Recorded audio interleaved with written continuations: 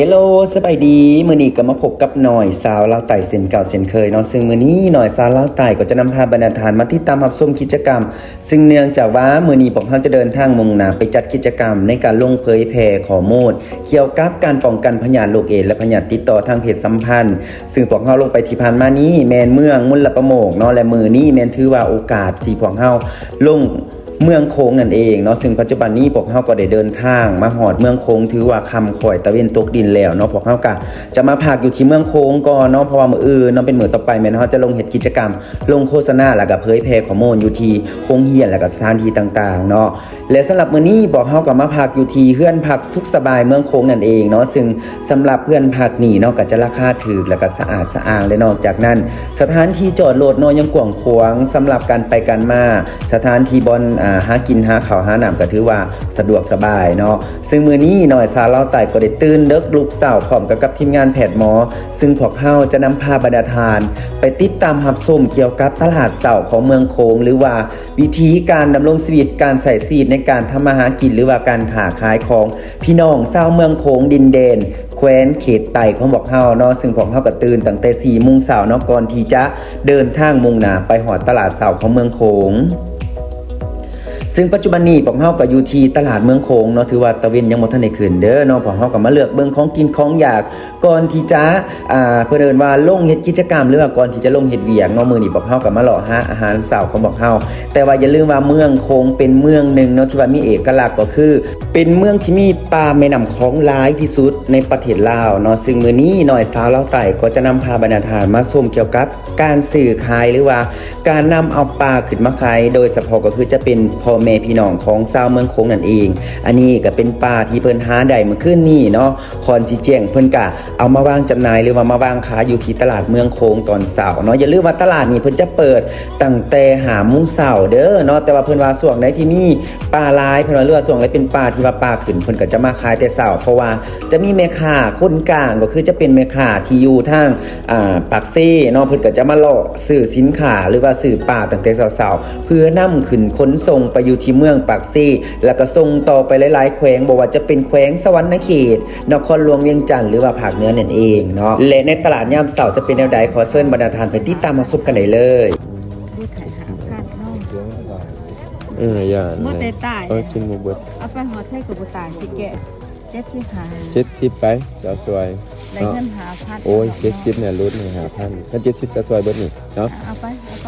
โอเคเอาไฟแน่เอาใส่จักโลเฮ็ดตีเบิ่งหันจักโลไปเจอแล้วแบ่งปลาตัวใหญ่ให้โลจังได๋โล8และนี่ก็เป็นปลาเค็งเนาะตัวหน่อยโลนึงเพียงแต่25,000กีบสำหรับตัวใหญ่โลนึง35,000กีบเนาะถือว่าถือที่สุดเนาะสำหรับปลาเค็งนี่เป็นปลาเค็งหน้าเด้อเนาะบ่แม่นปลาเค็งอีหยังเนาะเลยนอกจากนั้นยังมีพวกประเภทผักผืนต่างๆเนาะบ่ว่าจะเป็นหมักทั่วหมักเขือหมักเพชรหมักแตงและพิเศษไปกว่านั้นยังมีแมงใหม่เนาะเพิ่นตายแบบธรรมชาติเด้อเนาะเชื่อมันมันสด เชื่อได้มั้ยสดๆเลยผมจะเคยคิดว่าบ่แม่นถอดสิครับถอดได้มันน่ะมันไข่สดมันสิบ่ตายปะบ่ตายดอกเพื่อหอมมีแต่ว่าปงลงศพหมอดกระทะไฟแดงซะมันโลดบ่ตายนี่เอ้ยมันมีหมู่รวมตายกันอยู่และนี่ก็เป็นพืชพันธุ์ธัญญาหารที่ว่าพ่อแม่พี่น้องชาวเมืองโค้งเพิ่นปลูกและเพิ่นนำมาวางจำหน่ายเองเนาะและนอกจากนั้นเป็นประเภทกบเขียดนี่แม่นเพิ่นจะไต่เอาอยู่ตามทุ่งไร่ทุ่งนา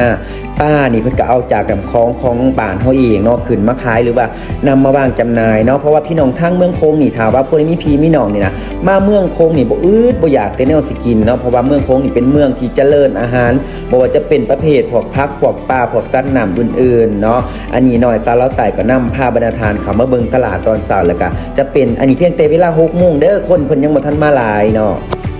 แล้วเฮามาสังเกตเบิ่งว่าในการขายหมักถั่วต้มของเพิ่นเนาะส่วนหลายเพิ่นจะขายเป็นมัดจังซี่เด้อเนาะเพิ่นจะบ่ได้ขายเป็นธงเป็ดเป็นปิดเป็นหมากคือแม่ค้าทั่วไปเฮาจะเห็นเนาะแต่ว่าวันนี้เพิ่นขายเป็นมัดเลยเนาะและก็นอกจากนั้นยังมีพวกผักคั่นส้มผักกาดหน้าหลายๆสิ่งหลายๆอย่างเนาะที่ว่าพ่อแม่พี่น้องชาวเมืองโค้งมื้อนี้เพิ่นนำมาวางจำหน่ายเนาะและก็ราคาที่ถูกที่สุดเมืองโค้งนี่ 5,000 กีบก็ได้กินปลาเด้อพ่อแม่พี่น้องเนาะคันมาสมเทียบใส่กับอยู่ตัวเมืองใหญ่ของเฮานี่แม่น 5,000 กีบบ่ได้กินแท้แน่นอนเนาะ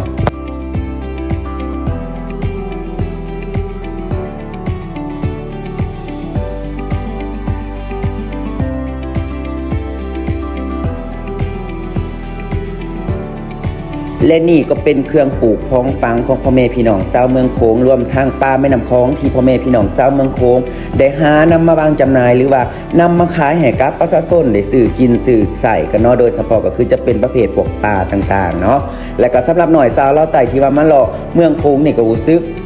ภูมิใจและก็ดีใจเนาะที่ว่ายังเห็นวิถีชีวิตของชาวพี่น้องชาวเมืองโขงของเฮานี่ได้นำเอาสินค้าที่ตัวเองปลูกตัวเองเลี้ยงเนาะมาวางจำหน่ายรวมทั้งนอกจากนั้นสินค้ายังมีราคาถือและก็ปลอดสารพิษปลอดภัยต่างๆเนาะถามว่าผู้ใดที่ว่ามาภาคใต้อย่าลืมเด้อมาเที่ยวมาอุดหนุนมาซื้อสินค้าอยู่ที่เมืองโขงตลาดเมืองโขงตอนเช้าเพิ่นจะเปิดตั้งแต่ 4 5 โมงเช้าเด้อเนาะถามว่าผู้ใดมาสวย 7 8 โมงก็ถือว่าจะบ่ได้ของกินของอยากเมื่อเด้อแต่ว่ามื้อนี้น้อยสาวลาวใต้มาฮอดนี่ก็ถือโอกาสหรือว่าถือเวลาขออนุญาตไปซื้อของกินของอยากเพื่อจะได้ตกแต่งอาหารเช้ากินก่อนที่จะเดินทางไปเป็นวิทยากรหรือว่าลงไปโฆษณาอยู่ในชุมชนก่อนเนาะมาฮอดนี่น้อยสาวลาวใต้ก็ขอฝากผลิตภัณฑ์หรือว่าฝากสินค้าโดยเฉพาะก็จะเป็นปูปลาหน้าหนำของเมืองโขงแล้วก็เครื่องจักสานต่างๆรวมทั้งพักปลูกต่างๆเนาะถามว่าทานใดที่มีโอกาสก็อยากให้มาสัมผัสกับความเป็นวิถีชีวิตของชาวเมืองโขงหรือว่าชาวลาวใต้นั่นเองเนาะมาฮอดนี่น้อยสาวลาวใต้ก็มาซื้อปิ้งเอ็นแล้วก็ปิ้งปลาแซ่บๆไปกินกับตำบักทั่วตอนเช้าแล้วก็รวมทั้งสมพักก่อนเด้อก่อนที่จะไปเป็นครูฝึกก่อนและพบกันใหม่ในวิดีโอต่อไปตอนนี้น้อยสาวลาวใต้ขออาบน้ำอาบในแต่งตัวกันเด้อบ๊ายบาย